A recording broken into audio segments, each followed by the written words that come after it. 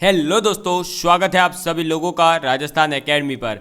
मैं परवीन सिंह आप सभी लोगों के साथ में। जैसा कि आप सभी लोग जानते हैं दोस्तों, नवोदय विद्यालय के अंदर जो स्कूलें होती है जवाहर नवोदय, उनके अंदर लैब असिस्टेंट की वैकेंसी आई हुई है और लैब अटेंडेंट की वैकेंसी जो आई हुई है उसके लिए मैं लगातार आप लोगों के लिए साइंस का जो पोर्शन है उसके लिए क्लासेस लेकर के आ रहा हूं।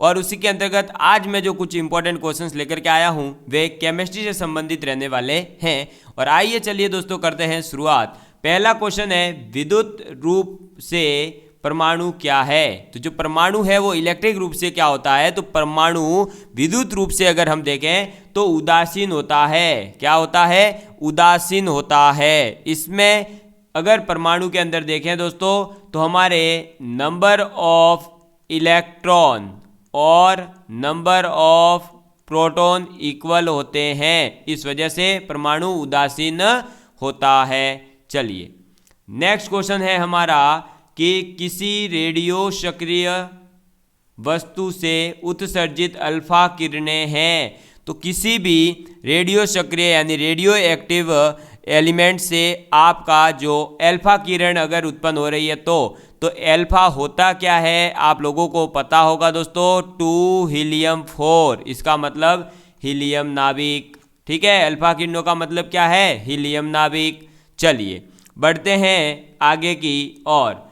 नेक्स्ट क्वेश्चन है हमारा कि सोडियम क्लोराइड यानी कि NaCl में क्या होता है? सहसंयोजी बंध होता है या वैद्युत संयोजी बंध होता है या समन्वयी उप सहसंयोजकता होती है या इनमें से कोई नहीं? तो दोस्तों सोडियम क्लोराइड के अंदर वैद्युत संयोजी बंध होता है। कैसा बंध होता है?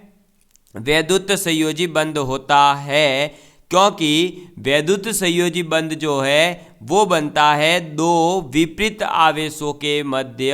किनके? दो विपरीत आवेशों, दो विपरीत आवेशों युक्त आयनों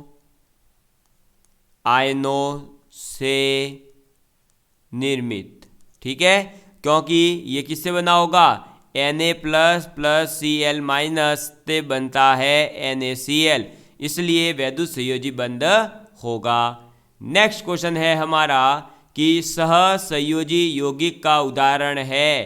तो सहसंयोजी यौगिक का उदाहरण कौन सा है दोस्तों? आपके बताइए, जल्दी से बताइए। अरे सहसंयोजी यौगिक का उदाहरण जो है वो आपका है CHCl3। क्यों? क्योंकि सहसंयोजी यौगिक ऐसे यौगिक होते हैं जिसके कारण परमाणु इलेक्ट्रॉनों की पारस्परिक साझेदारी से संयुक्त होते हैं। ये क्या करते हैं? एक दूसरे को इलेक्ट्रॉन साझा करके जो है यौगिक बनाते हैं। अब अगर हम KCl को देखें तो K प्लस Cl माइनस से बनता है KCl। इसके अंदर जो है आपके किसी प्रकार का कोई इलेक्ट्रॉनों का साझा नहीं है, ये तो है वैद्युत संयोजी। ऐसे ही Ba plus 2 plus O minus 2 से बनता है BaO, ये भी है वैद्युत संयोजी। और आपका तीसरा क्या है? कैल्शियम प्लस 2 Cl माइनस से बनता है KCl2। तो इसका मतलब सी ऑप्शन आपका एकदम राइट है, क्योंकि इसके अंदर क्या होगा? C, फिर इसके चारों तरफ, इस तरफ Cl, इस तरफ Cl, इस तरफ Cl और इधर लग जाएगी H। तो ये जो है कैसे बना है? सहसंयोजी बंधों के माध्यम से बना है। ठीक, चलो नेक्स्ट क्वेश्चन है, फेरिक ऑक्साइड में लोहे की संयोजकता है। तो फेरिक ऑक्साइड के अंदर जो लोहे की संयोजकता होती है वो होती है आपके +3। क्यों सर? क्योंकि फेरिक ऑक्साइड का फॉर्मूला होता है Fe2O3। फेरिक ऑक्साइड क्या होता है? Fe2O3। और जो ये फेरिक आयन होता है, इस फेरिक का मतलब क्या होता है? ये जो है आपका Fe+3 वाला कहलाता है फेरिक। समझ में आ गई बात? तो इसकी संयोजकता कितनी है? +3। नेक्स्ट क्वेश्चन है दोस्तों, निम्नलिखित में से कौन सा कण अस्थायी है? तो अस्थायी कण कौन सा है दोस्तों?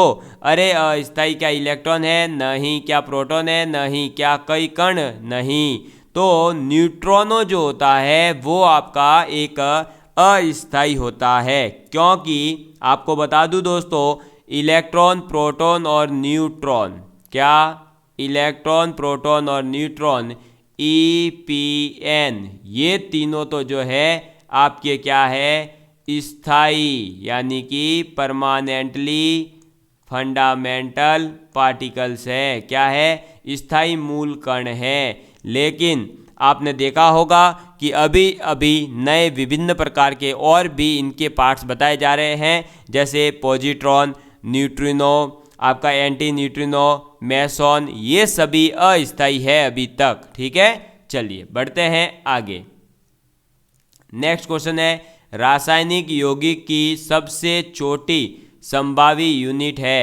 तो रासायनिक यौगिक जो होगा उसकी सबसे छोटी जो यूनिट होती है वो होती है अणु। क्या होती है? अणु। समझ में आ गई बात? क्योंकि रासायनिक यौगिक जो है वो बनते किससे हैं? तो वो बनते हैं दो या दो से अधिक तत्व। समझ में आ गई बात? दो या दो से अधिक तत्वों से मिलकर के बनते हैं रासायनिक यौगिक। ये जो तत्व है ये किससे मिलकर के बनते हैं? यौगिक, सॉरी, ये जो तत्व है फिर ये तत्व मिलकर के क्या बनाते हैं? अणु बनाते हैं, यौगिक अणु बनाते हैं। तो यौगिक के अणुओं का जो गुण है वो संगठक या तत्वों के गुणों से पूर्णतया पृथक होता है, क्योंकि विभिन्न प्रकार के तत्व मिलकर के एक अलग प्रकार का अणु देते हैं। इसलिए हम ये कह सकते हैं कि किसी भी यौगिक की सबसे छोटी संभावी इकाई क्या है? अणु है। ठीक, चलो आगे बढ़ते हैं। नेक्स्ट है, रासायनिक अभिक्रिया में निम्न प्रभावित होता है। रासायनिक अभिक्रिया के अंदर क्या प्रोटॉन भाग लेते हैं? नहीं। क्या न्यूट्रॉन भाग लेते हैं? नहीं।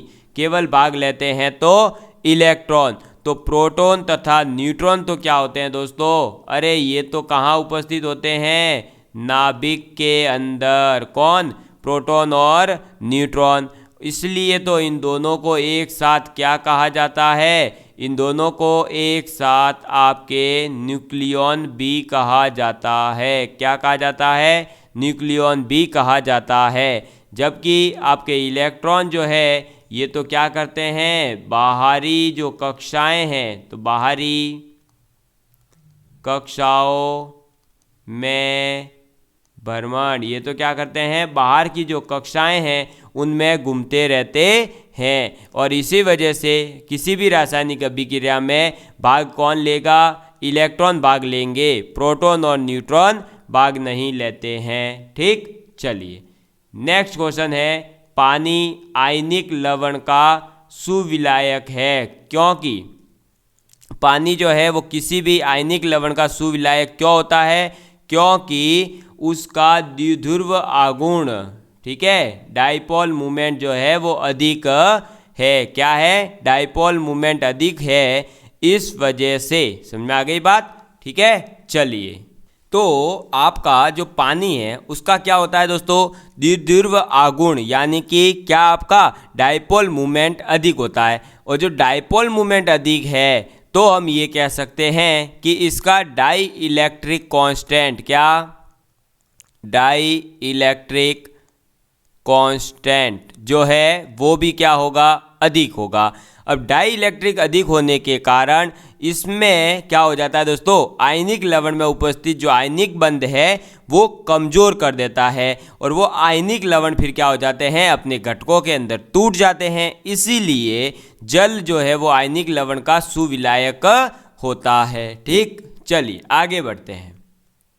नेक्स्ट क्वेश्चन है, रोलर बियरिंग का स्नेहन करने के लिए सामान्यतः निम्नलिखित स्नेहक की आवश्यकता होती है। तो जो रोलर बियरिंग होता है उसमें स्नेहन यानी कि लुब्रिकेशन करने के लिए सामान्यतः हम किसका उपयोग करते हैं? तो सामान्यतः हम उपयोग लेते हैं सेमी सॉलिड का, ना ही तो पूर्ण रूप से सॉलिड ना ही पूर्ण रूप से द्रव्य, हम उपयोग में लेते हैं सेमी सॉलिड। ठीक है, समझ में आ गई बात। और इसे क्या किया जाता है, दो बेयरिंग के बीच में लगाया जाता है ताकि उनके बीच की दूरी जो है उनको कम करने का कार्य हो सके। ठीक, चलिए आगे बढ़ते हैं। नेक्स्ट क्वेश्चन है हमारा, और नेक्स्ट क्वेश्चन क्या पूछा, आपको दिखाई नहीं दे रहा होगा तो मैं बड़ा कर देता हूं। नेक्स्ट क्वेश्चन पूछ रहा है कि पिंडों को आवेशित करने के लिए जिम्मेदार कारक है। भाई कोई भी पिंड है या कोई भी वस्तु है उसको आवेशित कौन करता है, ऑब्वियस सी बात है इलेक्ट्रॉन। तो इलेक्ट्रॉनों का जो अंतरण है उसी के कारण पिंड जो है वो क्या होते हैं दोस्तों। अरे भाई पिंड का मतलब कोई भी ऑब्जेक्ट क्या होते हैं, अरे क्या हो जाते हैं, आवेशित हो जाते हैं। अब आपको पता होगा दोस्तों कि अगर इलेक्ट्रॉनों का क्या हो, अरे इलेक्ट्रॉनों का अगर ह्रास हो यानी कि लॉस करें अगर हम, तो हमें क्या होता है, पॉजिटिव। और अगर हम जो है क्या करें, अरे हम इलेक्ट्रॉन को अगर ग्रहण करें या गेन करें तो क्या हो जाता है, नेगेटिवली चार्ज हो जाता है बॉडी। समझ में आ गई बात। चलिए आगे बढ़ते हैं नेक्स्ट क्वेश्चन की ओर। नेक्स्ट क्वेश्चन है हमारा कि एक प्रोटॉन की, क्या पूछा, एक प्रोटॉन की और धारा का वहन, क्या पूछ रहा है, एक प्रोटॉन ऊपर की ओर धारा का वहन करने वाले एक ऊर्ध्वाधर कंडक्टर की ओर क्षैतिज गतिमान होता है, यह विक्षेपित होगा। ये कह रहा है कि देखो एक ऐसे ऊर्ध्वाधर कंडक्टर है, ठीक, जो धारा का प्रवाह ऐसे करेगा और इसके अंदर हम ऐसे क्षैतिज के अंदर एक प्रोटॉन को चलाते हैं। तो ये पूछ रहा है कि वो विक्षेपित होगा, वो किस प्रकार से जो है डेविएशन आएगा उसके अंदर। तो उसके अंदर जो डेविएशन है वो किस तरफ आएगा दोस्तों, ऑब्वियस सी बात है दाई तरफ ही आएगा। तो ऑप्शन नंबर सी आपका राइट आंसर हो जाएगा। अगर आप इसका और रीजन समझना चाहते हैं अच्छे से तो आपने बायो सेवर्ट का नियम पढ़ा होगा। कौन सा, बायो सेवर्ट, ठीक। और जो बायो सेवर्ट का नियम है उसके अनुसार आप लोगों को पता है कि कोई भी धारावाही चालक अगर है तो वो क्या करेगा दोस्तों, चुंबकीय क्षेत्र अपने चारों ओर ऐसे डेवलप कर चुका होगा। ये अरे यहाँ से धारा जा रही है तो ऐसे चुंबकीय क्षेत्र डेवलप हुआ होगा। अब इसकी दिशा के दाहिनी ओर होगी। अब इसकी दिशा कैसी होगी, दाहिनी ओर होगी, ऑब्वियस सी बात है। अरे भाई ऐसे ये ऐसे क्रिएट हुआ है तो इसकी दिशा कहाँ है, दाहिनी ओर होगी। इस वजह से प्रोटॉन जो है कहाँ भागेगा बेचारा, दाई ओर भागेगा। ठीक है, चलिए नेक्स्ट क्वेश्चन है हमारा कि किसी तत्व के गुणों को प्रदर्शित करता है। किसी भी तत्व के गुणों को कौन प्रदर्शित कर देता है, उसका परमाणु क्रमांक या उसका भार या अणुभार या तुल्यांकी भार। तो किसी भी तत्व के गुणों को प्रदर्शित कर देता है उसका परमाणु क्रमांक। इसीलिए आधुनिक आवर्त सारणी में कौन से जो गुण को तत्वों को जमाने के लिए उपयोग में लिया गया है, तो परमाणु क्रमांक के आधार पर ही आवर्त सारणी को जमाया गया है। अब आपको बता दूं कि परमाणु क्रमांक जो है वो प्रोटॉनों की संख्या के बराबर होता है। साथ ही साथ उदासीन अगर परमाणु है तो इलेक्ट्रॉनों की संख्या भी परमाणु क्रमांक के बराबर होती है। इसलिए हम ये कह सकते हैं कि किसी भी तत्व के गुणों को परमाणु क्रमांक के द्वारा ज्ञात किया जा सकता है या प्रदर्शित किया जाता है। फिर हमारा आ जाता है नेक्स्ट क्वेश्चन।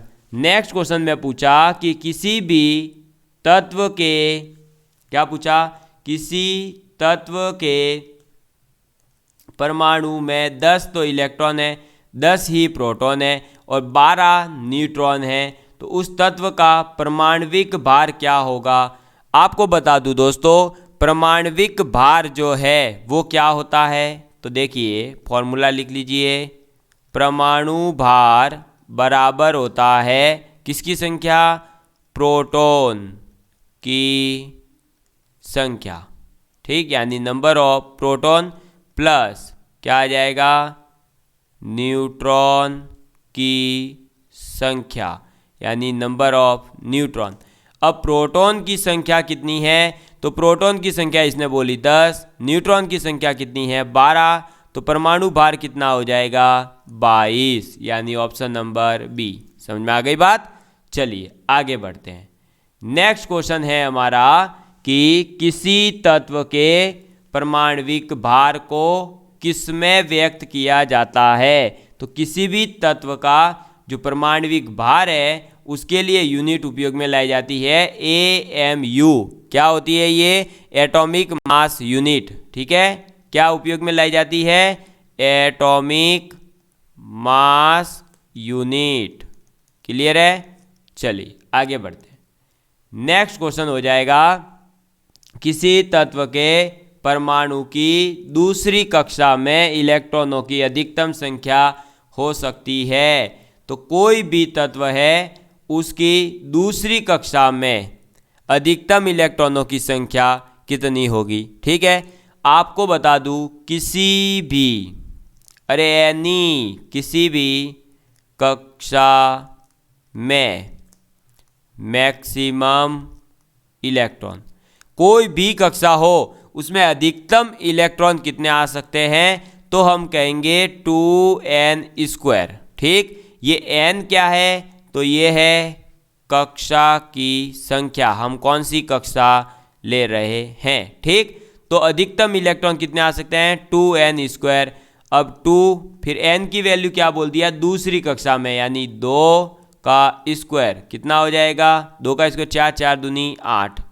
तो ऑप्शन नंबर ए हमारा राइट आंसर है। ठीक है, तो किसी भी तत्व के परमाणु की दूसरी कक्षा में अधिकतम कितने इलेक्ट्रॉन आ सकते हैं, तो अधिकतम दोस्तों आ सकते हैं 8 इलेक्ट्रॉन। कैसे निकाला जाता है, 2n² से, जहां n जो है वो कक्षा की संख्या है। ठीक, चलिए नेक्स्ट क्वेश्चन है, निम्नलिखित में से 20 न्यूट्रॉन, निम्नांकित में से 20 न्यूट्रॉन और 18 इलेक्ट्रॉन वाला कण कौन सा है। तो 18 तो इलेक्ट्रॉन हो और 20 न्यूट्रॉन हो। सबसे पहले देख लीजिए, Cl है, पोटेशियम है, S है और Ar है, सभी के सभी क्या है, उदासीन। और जब परमाणु उदासीन होता है, परमाणु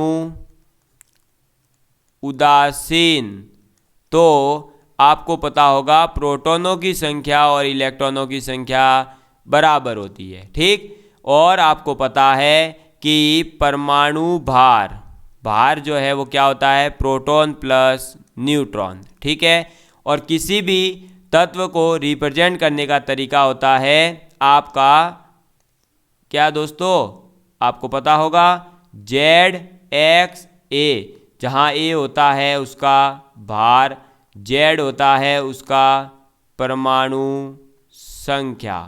ठीक है, और परमाणु संख्या बराबर होती है प्रोटॉनों के, उदासीन है तो इलेक्ट्रॉनों की संख्या के। इसका मतलब इलेक्ट्रॉन 18 है, तो इसमें देखिए 18 किसका परमाणु क्रमांक आ रहा है, 18 इसका ही आ रहा है, यानी बी ऑप्शन हमारा एकदम सही है। समझ में आ गई बात। ठीक है, कैसे, देखो किसी भी तत्व को रिप्रेजेंट करने का तरीका है, x होता है उसका प्रतीक, ऊपर लिखते हैं उसका क्या, परमाणु भार, और नीचे लिखते हैं उसका परमाणु संख्या। परमाणु संख्या प्रोटॉनों के बराबर होती है, और प्रोटॉन और इलेक्ट्रॉनों की संख्या बराबर होगी किसी भी परमाणु उदासीन के लिए। और यहाँ सभी उदासीन है, तो सभी में प्रोटॉन और इलेक्ट्रॉनों की संख्या बराबर है, तो जितने इलेक्ट्रॉन 18 है, तो यहाँ 18 जिसमें भी दिख रहा हो आपको वो सही था। ठीक, चलिए नेक्स्ट क्वेश्चन है हमारा कि संतुलित रासायनिक समीकरण में, संतुलित रासायनिक समीकरण यानी बैलेंस्ड केमिकल इक्वेशन में अभिकारक पक्ष और उत्पाद पक्ष में किसकी संख्या समान होती है। तो अगर आपकी रिएक्शन कोई भी बैलेंस्ड है तो उसके अंदर आपका रिएक्टेंट साइड और प्रोडक्ट साइड में किसकी संख्या समान हो जाती है, तो परमाणुओं की संख्या समान होती है। ठीक है, तभी तो हम उसको कहते हैं क्या, रासायनिक अभिक्रिया संतुलित है, क्योंकि किसी भी रासायनिक अभिक्रिया में ना ही तो परमाणु नष्ट होते हैं, ना ही नए परमाणु बनते हैं, ठीक है, इसलिए और ना ही एक तत्व के परमाणु से किसी दूसरे तत्व पर परमाणु बनाया जा सकता है या बनता है। इसलिए हम कह सकते हैं कि किसी भी समीकरण के अंदर अगर वो संतुलित रासायनिक समीकरण है तो अभिकारक पक्ष और उत्पाद पक्ष के अंदर परमाणुओं की संख्या समान होगी। समझ में आ गई बात? क्लियर है आप लोगों के लिए? चलिए दोस्तों, तो आज के दोस्तों हमने इतने ही क्वेश्चन रखे थे और अब मैं जो है दोस्तों 2-3 वीडियो बड़े बड़े लेकर के आने वाला हूं। तो 2-3 दिन बीच में अगर गैप आ रहा हो तो आपको बिल्कुल भी टेंशन नहीं लेना है, नहीं सोचना है कि सर गायब हो गए, नहीं हुए गायब। आपके एग्जाम से पहले पहले आपको लगभग 300 हर सिलेबस मतलब आपकी जो सब्जेक्ट्स है उन सभी सब्जेक्ट के 300 क्वेश्चन करवा दूंगा। आपको इजीली जो है वहाँ बहुत ज़्यादा बेनिफिट मिल जाएगा। पूरी थ्योरी करवाना तो पॉसिबल था नहीं, इसीलिए हमने है जो ये आइडिया सोचा है। चलिए दोस्तों, bye bye, love you all of you.